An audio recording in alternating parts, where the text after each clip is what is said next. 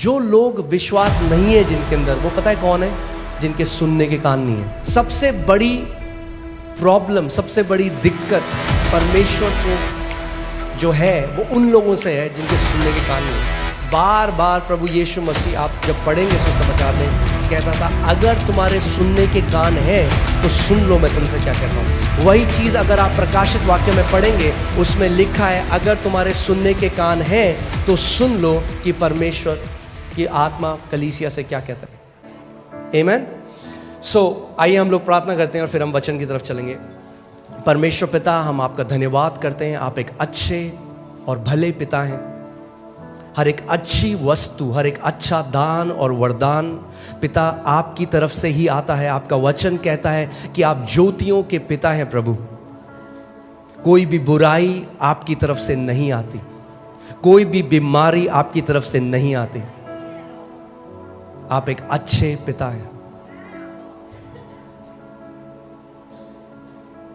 आपका वचन हमें बताता है कि आत्मा आज भी कलीसिया से बात कर रहा है, और आपका वचन कहता है जिसके सुनने के कान हो वो सुन ले कि आत्मा कलीसिया से क्या कह रहा है।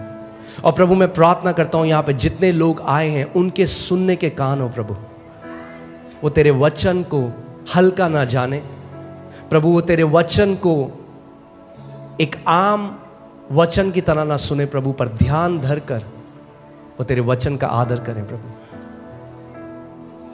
और पवित्र आत्मा, मैं प्रार्थना करता हूं क्योंकि तू सत्य का आत्मा है और तू हमें हर एक सत्य में लेकर चलेगा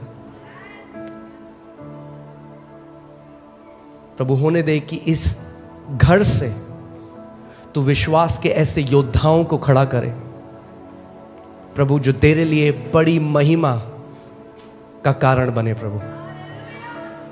अगर आप ये विश्वास करते हो तो मेरे साथ बोलो आमेन, आमेन, हालेलुया, आमेन। सो आप जानते हो क्यों इतने ऐसे मसीह हैं जो बढ़ोतरी को नहीं देखते अपने जीवन में? वो चर्च आते हैं, वचन को सुनते हैं, मगर जो बढ़ोतरी उनके जीवन में होनी चाहिए वो नहीं होती। और उसका एक कारण मैं आज आपको बताऊंगा, वो वचन में है कि क्या वो कारण है कि कितने सारे ऐसे मसीह हैं फास्टिंग प्रेयर में भी आ रहे हैं और रविवार को भी आते हैं और सारी सभाओं में आते हैं, मगर वो बढ़ोतरी जो परमेश्वर चाहता है उनके जीवन में वो नहीं देखते। और उसका कारण ये है कि हर एक चीज़ के लिए परमेश्वर ने सिद्धांतों को रखा है। बोलिए सिद्धांत, सिद्धांत, आमीन। ऐसा नहीं है कि परमेश्वर कुछ लोगों के जीवन में करता है और कुछ का उसका मन नहीं करता, वो कहता है नहीं नहीं ये इनके नहीं करूंगा, मैं इसके करूंगा। वो ईना मीना मोही मोड़ नहीं कर रहे हैं, समझ रहे हैं आप? परमेश्वर ने जो सिद्धांत रखे हैं वो हर किसी के लिए है। उसका वचन कहता है होशाया 4:6 में कि मेरी प्रजा मेरे ज्ञान न होने के कारण नाश हो गई है। सो अगर हमें परमेश्वर के वचन का ज्ञान नहीं है तो क्या होगा? जो परमेश्वर चाहता है, जो सिद्धांत उसने हमारे लिए रखे हैं, अगर हम उनको नहीं समझेंगे तो जो बढ़ोतरी वो हमारे जीवन में देना चाहता है, जो कार्य वो हमारे जीवन में करना चाहता है, वो हो नहीं पाएगा। इसीलिए परमेश्वर चाहता है कि हम उसके वचन में बढ़ते रहें। आप देखेंगे क्या लिखा है, मेरे ज्ञान न होने से मेरी प्रजा नाश हो गई है। तूने मेरे ज्ञान को क्या ठहराया है? तुच्छ माना। वो लोग, वो मसीह लोग आज जो नाश हो रहे हैं, उनके पीछे ये कारण नहीं है कि शैतान बहुत बड़ा है। शैतान बड़ा नहीं है, वो इसीलिए क्योंकि उन मसीहों ने परमेश्वर के ज्ञान को तुच्छ जाना।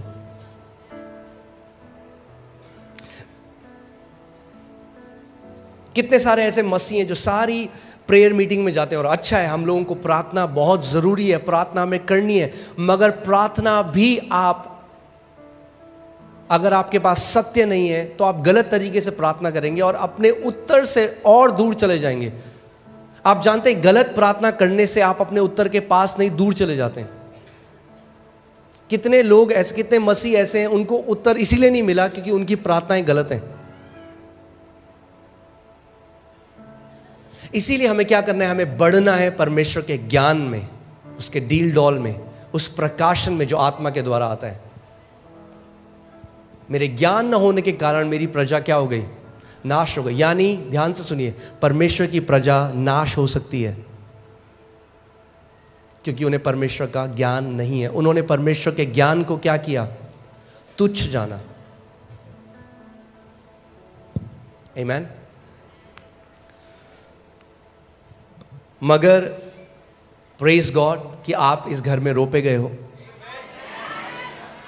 आमीन। परमेश्वर का वचन यिर्मयाह 3:15 में कहता है कि मैं अपने हृदय के अनुसार तुम्हें चरवाहे दूंगा जो तुम्हें ज्ञान और बुद्धि में बढ़ाएंगे। मेरे ज्ञान में, मेरी बुद्धि में वो क्या करेंगे? तुम्हें बढ़ाएंगे। आमीन। और मैं चाहता हूं कि आप ध्यान से आज का वचन सुने, क्योंकि जो कुछ आप अपने जीवन में करते हैं वो इससे ही पैदा होता है। तो मैं आज आपको बढ़ोतरी के लिए बताता हूं। देखिए कितने मसीह ऐसे हैं, उनके कानों में ना खुजली है। क्या है खुजली? क्या है? कुछ नया सुनाओ पास्टर। अरे पास्टर, ये तो विश्वास तो आपने ऑलरेडी 12 कर रखे, सुन लिया हमने, किताब भी लिख दिया आपने विश्वास के बारे में। कुछ नया सुनाओ पास्टर, कुछ नया। हमें कुछ नया रेवलेशन सुनना है। क्या सुनना है? नया रेवलेशन। जो पुराना सुना है उसके फल हैं कुछ जीवन में?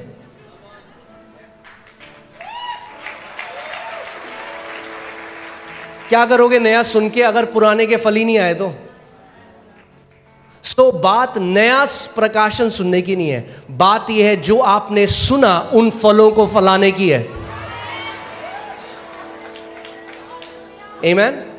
और इसीलिए मैं आपको बता रहा हूं, मैं आज आपको एक सीक्रेट, एक कुंजी दे रहा हूं बढ़ोतरी की। इतना आसान है बढ़ना कि आपको लगेगा अरे कैसे मैंने मिस कर दिया। बहुत ही आसान है। आप जानते हैं क्या है?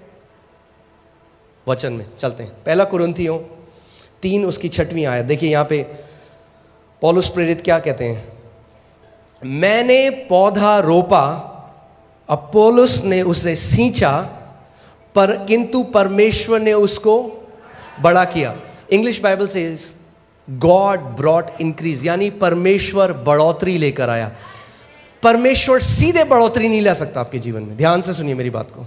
कई लोग कहते हैं प्रभु बढ़ोतरी दे, प्रभु बढ़ोतरी दे। नहीं ला सकता बढ़ोतरी। अगर प्रभु को बढ़ोतरी लानी है तो किसी को पहले बोना पड़ेगा वचन, फिर किसी को उसको सींचना पड़ेगा, फिर बढ़ोतरी आएगी। बढ़ोतरी तीसरा स्तर है। पहला स्तर है बीज को बोना। क्या है पहला स्तर? बीज को बोना। दूसरा स्तर है उसको सींचना, उस पर पानी डालना। आप बेस्ट क्वालिटी का बीज ले आइए, आप कश्मीर जाइए, वहाँ से आप सबसे अच्छा बीज ले आइए सेब का। मगर अगर आपने बीज बो दिया और उसके बाद भूल गए तो क्या होगा? वो बीज कभी भी बढ़ नहीं सकता। और परमेश्वर का वचन हमें मरकुस 4 अध्याय में बताता है, यीशु मसीह ने कहा कि बोने वाला क्या बोता है? बीज। और बीज क्या है? परमेश्वर का वचन। सो पौलुस ने क्या बोया कुरिन्थियों के जीवन में? बीज बोया, यानी वचन बोया।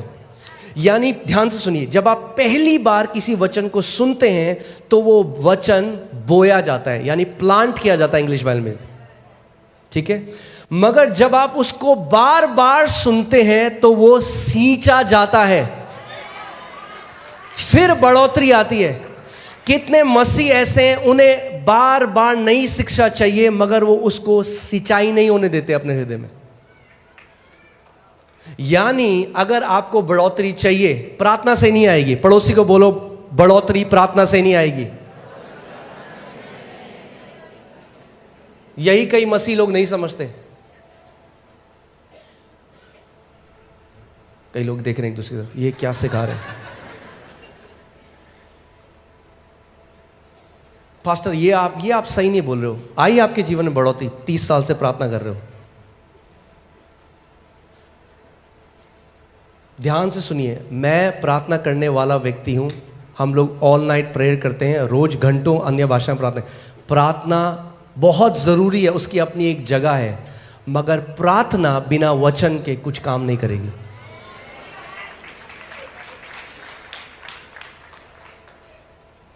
बोने वाला प्रार्थना बोने नहीं गया, बोने वाला क्या बोने गया? बीज।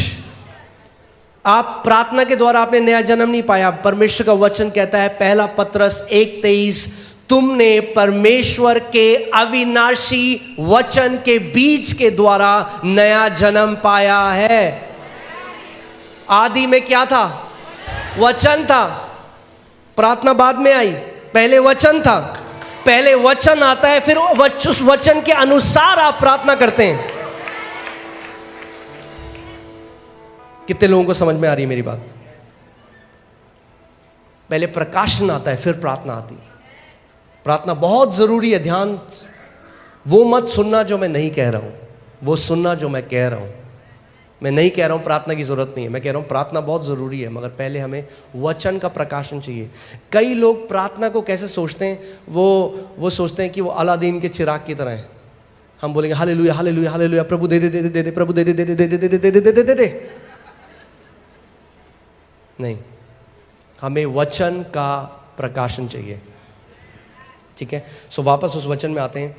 पौलुस कह रहा है मैंने बोया, अपोलोस ने उसको सींचा, और परमेश्वर ने क्या करी?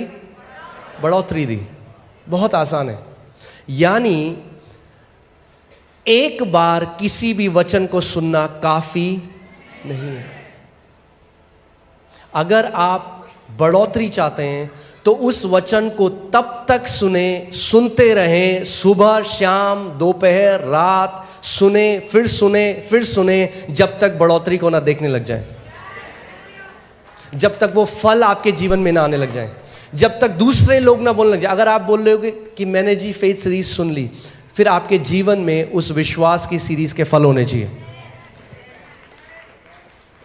आमीन। सो जिस एरिया में आप वचन को लगातार सुनते रहेंगे, उस एरिया में आप बढ़ोतरी को देखने लग जाएंगे। मैं हमेशा इस बात को सिखाता हूं, केवल क्योंकि बाइबल में लिखा है इसका मतलब यह नहीं कि वो आपके साथ ऑटोमेटिकली हो जाएगा। वो लिखा है, वो बीज है। ये मैं चाहता हूं आप इसको देखो कि जैसे ये बीज का डब्बा है, इसके अंदर बीज है। चंगाई के बीज भी हैं, समृद्धि के बीज हैं, शांति के बीज हैं, जय के बीज हैं, आनंद के बीज हैं। हर एक बीज जो आपको चाहिए वो इसके अंदर है। मगर अगर आप बीज पकड़ो, क्या आप उसका फल खा सकते हो? नहीं। बीज फल का है, बीज के अंदर है, मगर आपको बीज को पहले बोना पड़ेगा। और खेत क्या है? पर प्रभु का वचन बताता है मरकुस 4 में, खेत हमारा हृदय है। खेत आपका हृदय है। आमीन। सो आज जो हम बात करना चाह रहे हैं विश्वास के बारे में, रोमियो 1:17 में लिखा है कि सुसमाचार जो हमें दिया गया, सुसमाचार, क्योंकि उसमें यानी सुसमाचार में परमेश्वर की धार्मिकता विश्वास से और विश्वास के लिए प्रकट होती है। जैसे लिखा है, विश्वास से धर्मी जन जीवित रहेगा। जैसे आप ऑक्सीजन से और पानी से जीवित रहते हैं, जितना जरूरी आपके लिए ऑक्सीजन और पानी है, उतना ही जरूरी धर्मी जन के लिए विश्वास है। अगर आप विश्वास को नहीं जानते, उस शिक्षा में नहीं बढ़े, तो आपके लिए बहुत मुश्किल होगा एक थ्राइविंग जीवन जीना, एक बढ़ोतरी का जीवन जीना, एक जय का जीवन जीना। विश्वास एक शिक्षा नहीं है, विश्वास हमारे जीने का स्रोत है। क्योंकि धर्मी जन विश्वास के द्वारा जीवित। लोग बोलते हैं अच्छा आप विश्वास की शिक्षा देते हैं, अच्छा हम तो जी ये वाली शिक्षा मानते हैं। नहीं, अगर आप धर्मी जन हैं तो परमेश्वर कह रहा है कि विश्वास की शिक्षा के द्वारा आप जीवित रहेंगे।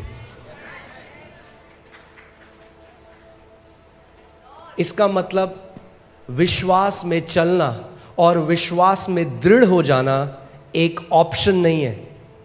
क्या बोलेंगे उसको? एक कहाँ है पास्टर साहब?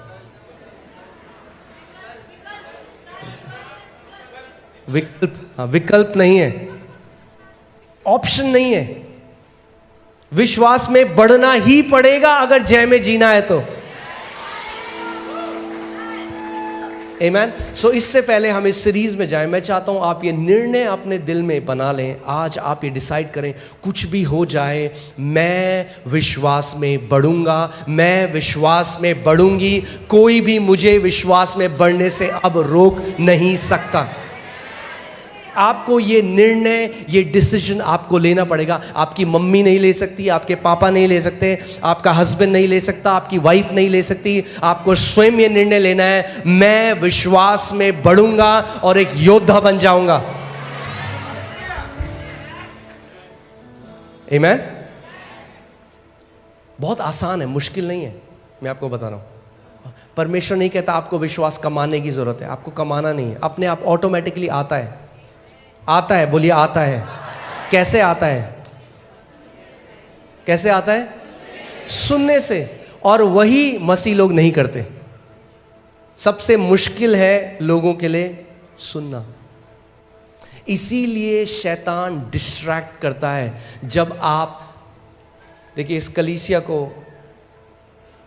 का अगुवा होने के नाते और इतने साल से मिनिस्ट्री में, और जब हम लोग बाहर भी जाते हैं, बहुत आसान है देखना कौन से ऐसे मसीह हैं जिनके जीवन में फल होंगे और नहीं होंगे। मैं यहाँ से देख सकता हूँ आपका एटीट्यूड और बता सकता हूँ आपका जीवन कैसा होगा मसीह में। जब वचन का प्रचार होता है तो मैं आपको बता सकता हूँ, कुछ लोग हैं वो अपने फ़ोन में डिस्ट्रैक्ट होंगे, कुछ लोग हैं बात कर रहे होंगे, मजाक कर रहे होंगे, और फिर बाद में पास्टर मुझे डिप्रेशन है। क्या बोलो आप उन लोगों को? क्योंकि जब वचन भेजा जा रहा था तो उन्होंने उस वचन को ग्रहण नहीं करा। उसका वचन कहता है, मैंने अपने वचन को भेजा और तुझे तेरी बीमारियों से चंगा किया है। मैंने अपने वचन को भेजा और तुझे नाश होने से बचाया है। मगर जब वचन भेजा जाता है तो कम मसीह हैं जो उस पर ध्यान धरकर उसे ग्रहण करते हैं। वचन किसके लिए भेजा जाता है? चेयर टेबल के लिए थोड़ा ना, आपके लिए भेजा जाता है। मगर जबरदस्ती नहीं करेगा परमेश्वर। अगर आप उसको ग्रहण नहीं करेंगे, वो टकराएगा और वापस आ जाएगा। याद है प्रभु यीशु मसीह ने अपने चेलों से कहा, जिस घर में तुम जाओ उस घर का कल्याण बोलना, अगर वो नहीं चाहते तो वापस तेरे पास आ जाएगा। सो विश्वास कैसे आता है? सुनने से आता है। और सुनना कैसे होता है? आप लगाइए रोमियो 10:17। अतः विश्वास सुनने से, और सुनना मसीह के वचन से होता है। और इंग्लिश बाइबल में जो रूट वर्ड है, जो असली में, जो यूनानी भाषा में जब बाइबल लिखी गई, उसमें लिखा है विश्वास सुनते रहने से आता है। एक बार सुनने से नहीं आता। अगर आप विश्वास में चलना चाहते हैं, आपको लगातार मसीह का वचन सुनना पड़ेगा। लगातार। Faith comes by hearing, ING। वो एक लगातार चलने वाली प्रक्रिया है। यानी अगर आप सुनते रहेंगे तो आप विश्वास में चलते रहेंगे। ये ऐसा है, आपने देखा है जब जो एरोप्लेन है वो ऊपर जाता है और जब तक उसका इंजन ऑन है वो चलता रहेगा। जहाँ इंजन ऑफ किया पायलट ने, वो नीचे आने लग जाएगा। अगर आप चाहते हैं जिंदगी भर आप एक जयवंत जीवन जिए, जिंदगी भर आप एक विक्टोरियस, एक योद्धा की तरह जीवन जिए, तो आप ये नहीं कर सकते कि मैं केवल संडे को वचन सुनूंगा। आपको वचन को सुनते रहना होगा। फिर से, faith comes by hearing and hearing by the word of God. Faith doesn't come by having heard. हाँ जी, सन 57 में सुना था जी हमने ये वचन। नहीं। आमीन। सो विश्वास क्या होता है? बोलिए, विश्वास आता है। आता है तो आने दो उसे, रोक क्यों रहे हो? कैसे आता है? सुनने से आता है। सो मैं आपको बताना चाह रहा हूं, जो लोग विश्वास नहीं है जिनके अंदर, वो पता है कौन है? जिनके सुनने के कान नहीं है। सबसे बड़ी प्रॉब्लम, सबसे बड़ी दिक्कत परमेश्वर को जो है वो उन लोगों से है जिनके सुनने के कान नहीं है। बार बार प्रभु यीशु मसीह, आप जब पढ़ेंगे सुसमाचार में, कहता था अगर तुम्हारे सुनने के कान हैं तो सुन लो मैं तुमसे क्या कहता हूं। वही चीज़ अगर आप प्रकाशित वाक्य में पढ़ेंगे, उसमें लिखा है अगर तुम्हारे सुनने के कान हैं तो सुन लो कि परमेश्वर की आत्मा कलीसिया से क्या कहता है।